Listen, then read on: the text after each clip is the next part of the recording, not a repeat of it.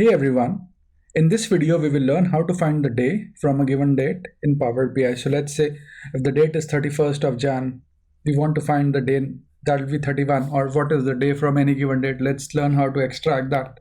So I've got this Power BI file open here with me. I've also uploaded this to GitHub so you can download the file if you look at the video notes and do the tutorial along with me. So in this I've got dim customer table, and in this customer table I've got customer. So as I scroll through it, I've got the birth date. So let's say I want to find the day.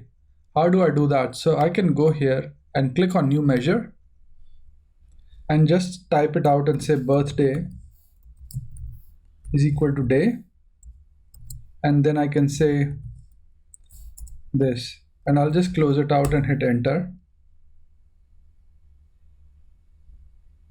And you can see it's giving us the numbers. So let's just look at the first one, which is 11.